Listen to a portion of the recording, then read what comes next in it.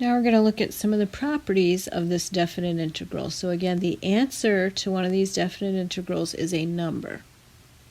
It is an amount of area, we say under a curve, but again, we've just seen that some of that area could be below the x-axis. So in that case, it's above the curve and between the curve and the x-axis. Now, so far, our value of a has always been less than b, right? If we take the interval from a to b, we sort of assume that a is the smaller number and b is the bigger number. But in fact, we can take that limit of the Riemann sums even if a is bigger than b. What happens is the delta x becomes negative. So in other words, if b minus a over n is positive as our delta x, and then we then take a minus b over n, that's going to be the negative or opposite of b minus a over n. So if we integrate from b to a, f of x dx, that will be the negative of integrating from a to b. So for example, suppose, and I'm again just making this up, suppose we have some function f of x, and when we integrate from 1 to 3, the result is 5. And again, I cannot leave off any piece of this. I wrote integral from 1 to 3 of f of x dx. I need all that. If I leave out the dx, the whole thing doesn't make any sense. Okay? So make sure you have that dx in there. Now, if instead I integrate from 3 to 1 f of x dx, what I'm going to get is negative 5. And basically that's because every delta x, which you can kind of think of dx here as being like the delta x, so you can think of this as f of x is height times dx width. We're summing those together with the long s integral symbol, and the interval we're using is 1 to 3. But at any rate, the only thing that's really changed is that my delta x has become negative. Now this next bit, I don't really like the way they wrote this. I'm not sure if it's a typo. They say here if a equals b, then your width is 0. So in fact, if you integrate from a to a, f of x dx, you'll get 0. Or if you integrate from b to b, f of x dx, you'll get 0. In other words, if your two limits of integration are the same, then the value of the integral is 0. Okay, so now a few basic properties. The first one here says that if we integrate a constant, we get c times b minus a. Let's see why that should be. I think this will make complete and total sense to you.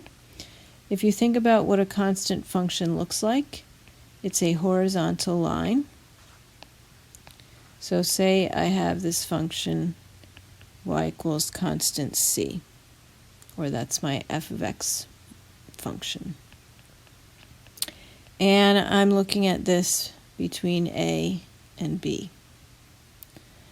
Right? If I integrate that function c, that constant function, from a to b, and again notice the dx in my notation here, it's got to be there, then what is the area under this constant function? It's basically a rectangle, right? And the area, actually, I shouldn't have filled it in that way. I should fill it in with the area. The area is the height, which is c, times the width, which is b minus a. So that is why the integral is c times b minus a. That's basically height times width. The second one, I used a computer-created drawing because my drawing skills are not good enough to do this. Right, but basically number 2 says if you integrate the sum of f plus g, you could integrate f plus integrate g.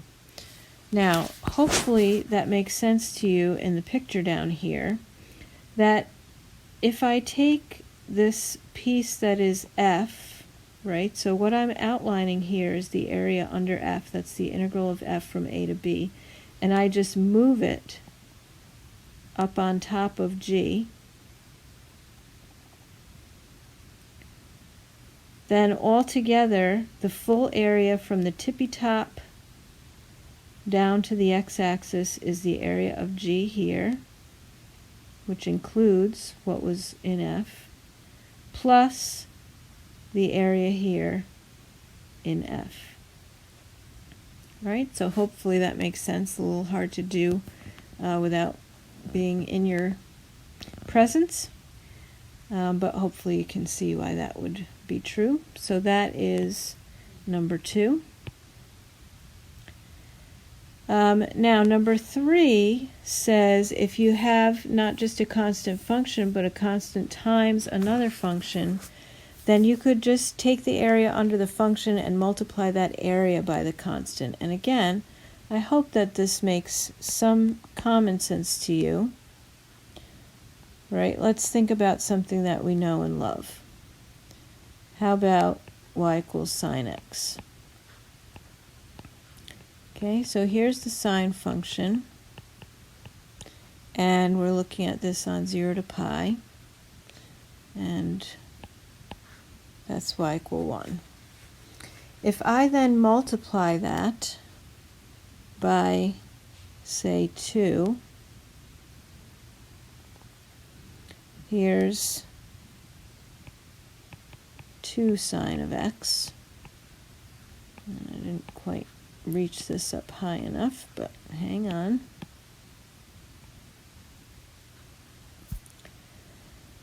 Then I hope it makes sense to you that the area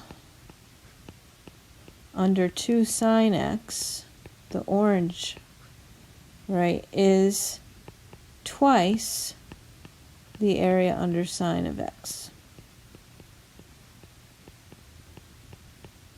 So when I multiply the function by 2, I essentially multiply the area by 2 as well.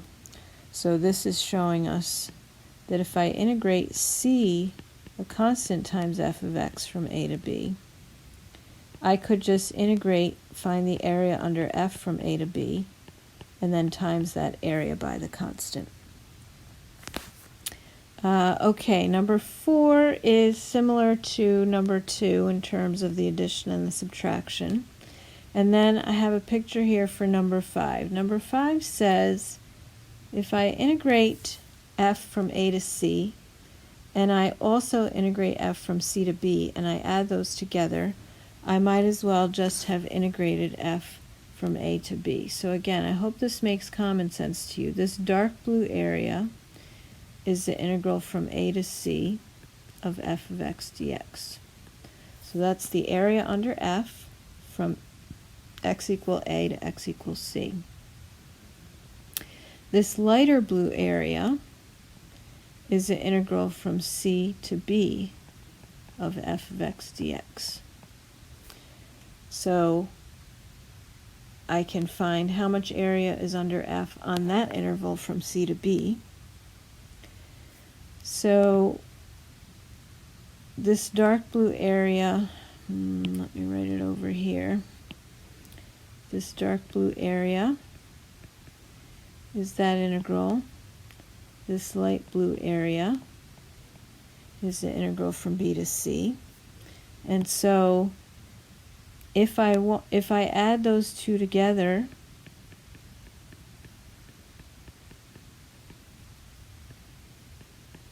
what I could have done is simply taken the entire area of f of x from a to b, right? So I could have found the area under f of x from a to b instead of adding the two separate areas. Now, note to self, right? It's important that this upper limit of integration matches with this lower limit of integration. Right, that has to be the case in order for this to work.